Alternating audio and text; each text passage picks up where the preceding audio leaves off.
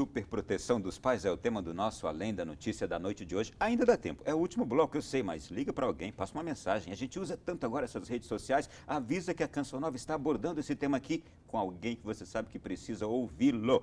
Gente, dos últimos blocos que a gente abordou, alguma coisa que vocês queiram levantar a bola ainda que a gente não tratou bem, não aprofundou o suficiente? Porque agora já quero passar para a próxima etapa. Eu queria comentar uma questão muito rápida que a professora comentou, que é a questão, como psiquiatra, eu não posso deixar de falar também de eventuais condições psicopatológicas que podem influenciar nisso. Então, é importante que os pais, né, ou os cuidadores de uma maneira geral, estejam atentos a si mesmos e que eles procurem a ajuda necessária, seja mediante um tratamento psicológico, psiquiátrico ou de qualquer outra modalidade de apoio, para que eles se sintam seguros o suficiente e que a gente possa fazer. Apenas quando os cuidadores estiverem saudáveis é que nós teremos pessoas capazes de executar processos educacionais que sejam eficientes e que promovam melhor qualidade da formação desse indivíduo. Então, é importantíssimo que a gente estimule todas as pessoas que se sentirem em sofrimento em algum momento a procurarem ajuda. E isso vale não só para a criança, mas para os pais também. Muito bom. Eu queria só falar na relação família-escola. A Lei de Diretrizes Bases tem um verbo muito importante, chama Ação Complementar Família-Escola na educação infantil. Então, há papéis específicos e um não pode transferir para o outro a responsabilidade. Então, nesse sentido, que a relação é complementar e precisa ser dialógica, sem que a escola tenha, algumas vezes isso a gente vê, um discurso muito autoritário, que é quem sabe educar. Todos têm contribuições.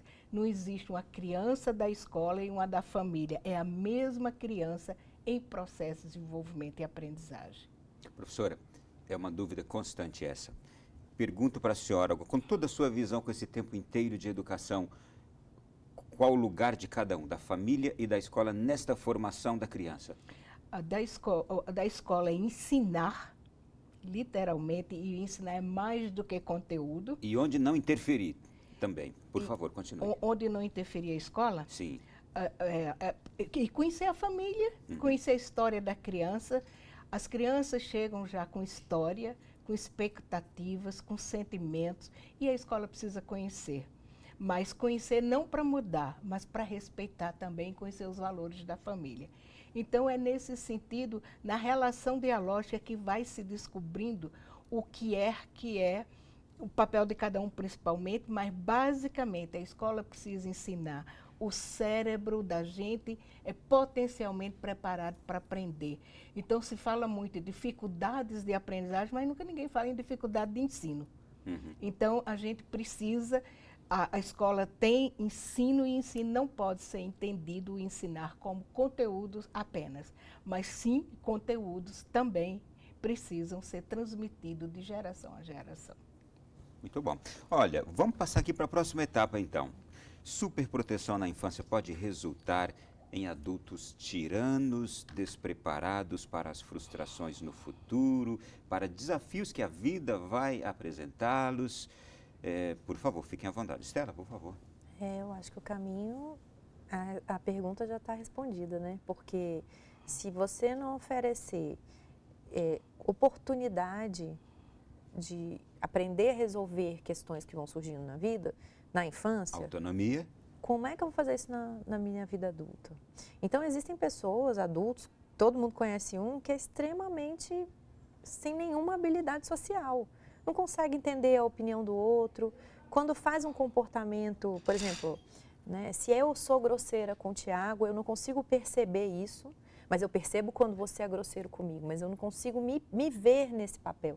Isso é uma incapacidade, e isso é treinado, pode ser treinado desde a infância. Então, quando a família oferece essa oportunidade de se relacionar e viver experiências não tão agradáveis assim, quando eu for crescendo, eu vou levando essas oportunidades de aprendizado também, vou levando para as outras esferas da minha vida, né? Então, aquela pessoa tirana, vamos dizer, usando o termo que você usou, talvez seja aquele que, para não ter que lidar com as situações que me geram insegurança, eu coloco a minha vontade acima de todos, porque aí eu fico sob o controle de uma situação, Ditadores, né? Então, nada mais é do que uma pessoa extremamente insegura, falando de forma muito simplificada, claro que é muito mais complexo que isso, né? Envolvem muitos outros aspectos, mas talvez se a gente entender dessa forma, né? Aquela pessoa, quanto mais arrogante, mais inferior eu me sinto. Então, eu tenho que exaltar todas as minhas coisas maravilhosas. E qual é o problema de não dar certo em algumas coisas, não saber fazer algumas coisas e errar em algumas coisas? Então, são treinos que a vida vai oferecendo. Você usou um termo muito legal, isso, tem que ir treinando, isto é, e a melhor hora de treinar a criança para vencer isso é quando criança mesmo, não é? Na infância mesmo. Eu estou me lembrando aqui, enquanto a Estela falava, fiquei me lembrando, o meu filho assistiu muito aquela novelinha do SBT que foi refeita, Carrossel. Tinha um menininho chamado Jorge, de família rica. O Jorge se sentia, por ser rico de família rica, melhor que os outros alunos da escolinha, mais inteligente que os outros, mais culto que os outros, em tudo ele era melhor que os outros. E o pai lutava para ele se fazer igual aos outros, mas a mãe não. A mãe alimentava aquilo ruim do menino. E o pai lutando para que ele treinasse ser melhor. Ele visse que aquilo que ele estava vivendo, pensando, o jeito como ele agia, era errado. O pai tentou treiná-lo e a mãe, pelo contrário, não ajudava. Mas identifiquei justamente isso aí. A hora de treinar esses probleminhas, ou esses desafios, ou esses defeitos, é na infância mesmo. Estou certo, doutor? É isso mesmo. Estela tocou num tema super relevante, que é competência social. É preciso que a gente treine, né, as nossas crianças, os nossos filhos, aqueles que estão sob os nossos cuidados nas escolas, para que tenham competência social suficiente para terem capacidade de empatia, que é capaz de colocar no lugar do outro, a capacidade de tolerar a frustração, de manejar a raiva, né? Na minha clínica, a maior demanda que eu recebo é por crianças com uma grande dificuldade de tolerar a frustração e de manejar a raiva, né? E isso, se não for abordado, se não for cuidado desde o início, nós corremos o risco de termos já crianças muito manipulativas, eventualmente perversas, mas não necessariamente, mas crianças que vão manipular. A manipulação nem sempre ela é ruim, toda criança vai manipular seus pais e sua família. É uma competência de alguma forma. Mas é preciso entender e ajudar essa criança a entender que não é qualquer estratégia manipulativa que será tolerada e será aceita, e por isso que nós não podemos ser superprotetores e permissivos a isso. Então, é preciso que a gente esteja sempre atento, evitando a superproteção, né, reconhecendo as habilidades da criança, as competências, permitindo que elas se avancem e se arrisquem em determinadas situações e que, diante disso, com a segurança que nós estaremos ali para poder assessorá-las e cuidar delas. Isso é muito importante, né? É preciso deixar que a criança se arrisque, mas que ela tenha certeza de que você está ali para quando ela precisar. Isso é permitir que a criança tenha, na verdade, um arcabouço, na verdade, do amor, do limite e da autonomia, que é aquilo que a gente tinha comentado lá no começo do programa. Vocês estão me fazendo lembrar de coisas tão saudáveis, que saudade da minha professorinha Mariazinha, lá da 4ª, 5ª série, professora Jamilde, da 6ª, que me lembro sempre de coisas muito positivas que me incentivavam, que me faziam ser melhor. É isso também o papel da escola? A gente trabalha com um conceito básico chamado educação continuada, né? A educação é um processo de vida, na vida, para a vida, né? Então, não existe essa coisa. Eu até entendo o sentido que ela usou treino, mas treino me dá a ideia de que tem começo, meio e fim, né? Quando eu falo educação continuada, inclui inclusive os treinos, né? Mas não pode robotizar a ideia também, né? Pode. Por exemplo, eu entendo um atleta olímpico tem bastante treino, mas treino é apenas uma parte do processo educativo dele, né? Então, a gente tem que pensar na criança, na pessoa, no cidadão. É a questão que a gente não entrou ainda com o conceito de cidadania. Se a gente tem toda essa ideia de cidadania, o que é um cidadão? Cidadão que tem autonomia, tem um espírito de solidariedade, busca um mundo melhor, um mundo mais justo. Não só as suas próprias necessidades. Não só as suas próprias necessidades, aprende a ceder, aprende a construir, né? Então, esse processo de aprendizagem é ao longo da vida. E é assim que a gente interage, nós profissionais, no sentido, não tem um melhor do que o outro, tem papéis diferenciados que precisam trabalhar e de forma complementar. E isso é um desafio que mais motiva, eu acho, nós profissionais. Vamos fazer o seguinte, vamos tentar ajudar agora esses pais e mães, talvez que tenham essas características de serem super protetores, mas se veem como maravilhosos. Quais sintomas eles podem identificar em seus filhinhos que podem levá-los agora a perceber, puxa, sou eu que estou causando isso? A criança não sai de perto, não se arrisca, não experimenta, tem dificuldade de resolução de conflito, no parquinho, na escola, onde tiver, né? Especialmente nesse sentido mesmo de tentativas, né?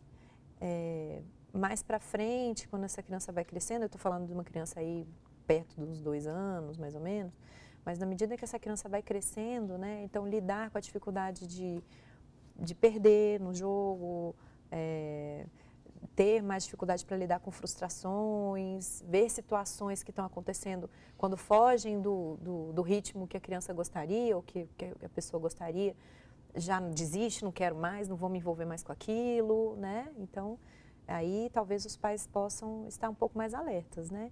Apesar do que isso também pode ser uma questão temporária do dia ali. Hoje eu não acordei bem, mas quando isso é recorrente, né? A gente está trazendo isso de forma bastante marcante, assim, né? Então, quando acontece dessa forma, né, pode ser um indício, né? O que mais, gente? Tiago.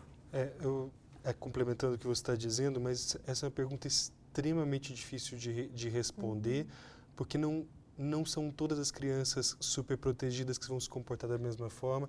Isso vai depender de um aspecto fundamental, que é o temperamento. O temperamento é algo geneticamente determinado, então, a depender do temperamento de base dessa criança, ela vai responder de uma forma diferente a esse modelo parental superprotetor, algo que a gente poderia chamar de permissivo, e geralmente o é.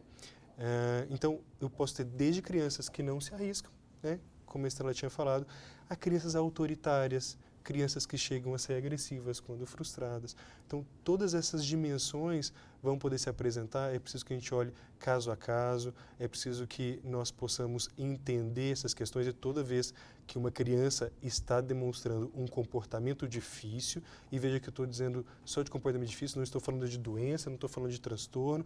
A primeira coisa que a gente tem que fazer é olhar o contexto dessa criança, olhar para esses pais, sobretudo ajudá-los, porque a superproteção não é uma perversão dos pais, é só uma maneira disfuncional que aqueles pais têm de demonstrar todo o amor que têm por seus filhos. Então, é preciso ressignificar e remodelar essa expressão do amor, assim como nós modelamos também o comportamento da criança através de estratégias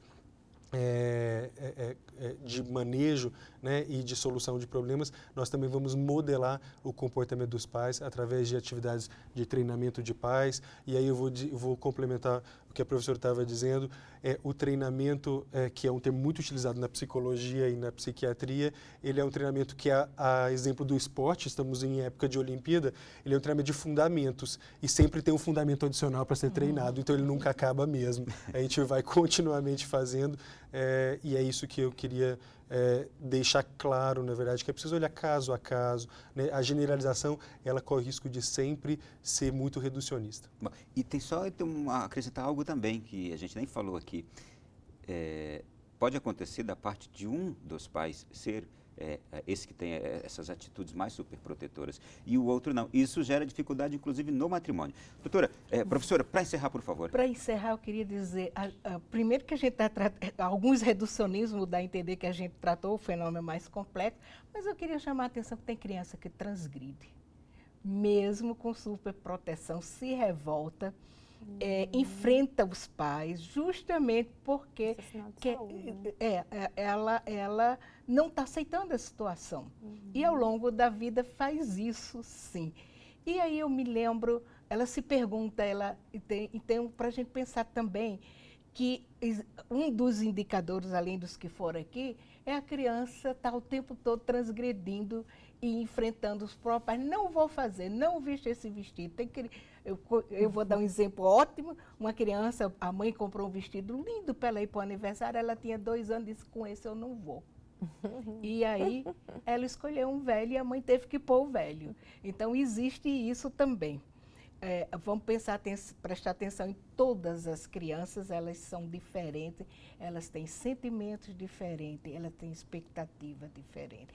E, por último, a presença do pai. A gente falou muito na mãe, mas a gente precisa pensar no pai também, que tem funções específicas, inclusive de apoiar a mãe e dialogar com a mãe sobre o processo educativo. Eu saio desse programa muito enriquecido pela presença de vocês. Professora Fátima, obrigado. Foi um prazer. Prazer também. Doutor Tiago, obrigado. Eu que agradeço, foi um grande privilégio estar aqui hoje ao lado dessas 2 colegas tão competentes. Diretora Estela, professora, psicóloga, muito obrigado. Eu que agradeço. Até a próxima vez que puder encontrá-los aqui, viu, gente? Obrigado mesmo. E a você de casa também, aquela gratidão enorme. Tenho certeza que você também gostou. Então, por favor, assista novamente esse programa que vai estar na internet, na nossa página que está aparecendo aí. E na próxima semana a gente volta novamente aqui com outro Além da Notícia e outro tema de tão grande importância. Boa noite, bom sono, fique com Deus e até lá.